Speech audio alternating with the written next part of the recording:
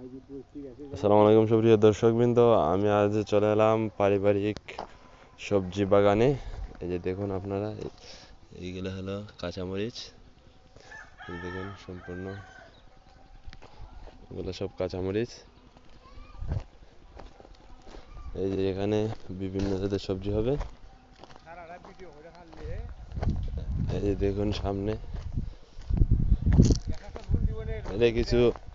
এর কিছু পেঁয়াজ গাছ, সামনে দেখাচ্ছে আপনাদের কিছু লাউ গাছ আছে। আপনারা বলুন তো দেখি কমেন্টে এইগুলা লাউকে কি বলে আমাদের দেশে। দেখুন লাউ, লাউ কই, লাউ কই, এখানে আরো লাউ আছে। এগুলা প্রতিনিয়ত বড় হচ্ছে, খাওয়া হচ্ছে। দেখুন এখানে একটা লাউ আছে, কি সুন্দর লাউ, মাশাআল্লাহ। এই দেখুন সামনে দেখুন আরো লাউ আছে, এরকম কিছু লাউ গাছ আছে। প্রধানত এখানে মরিচটাকে প্রাধান্য দেওয়া হয়েছে। যে দেখুন মরিচ,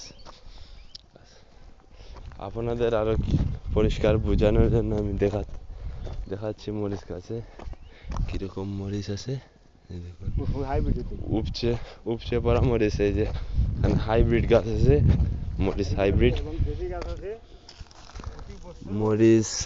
মরিচ, এগুলো হাইব্রিড মরিচ,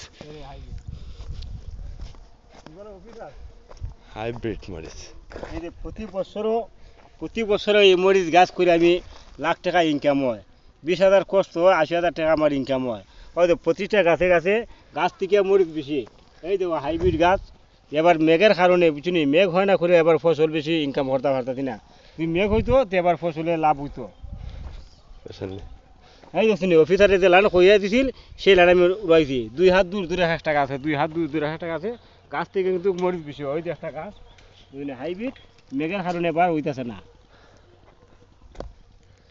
মেঘের কারণে এবার পারিবারিক সবজি চাষি মোহাম্মদ আমিরউদ্দিন, তিনি কিছু আমাদের সবজি সম্বন্ধে বলবেন। এই সব সবজি কি পুষ্টিকর? এগুলা কি আপনি শুধু পারিবারিক সবজি চাষের জন্য, না কিছু বাণিজ্যিক ভাবেও লাভবানের আশায় করেছেন? লাভবানের আশায় তো হতেই দিয়ে অত টাকা এখানে এক কের হইব। এক কের খেয়ে দিলে তো খাইবার দেয় না, লাভের আশায় করছি। এই যে এটা আবার দেশি গাছ, এই যে দেশি গাছ ডালে মেঘের কারণে বুঝিনি এবার ফল কম ধরতেছে। আচ্ছা, তো দর্শকবৃন্দ সবাই দেখলেন, কেমন হলো কমেন্টে জানাবেন।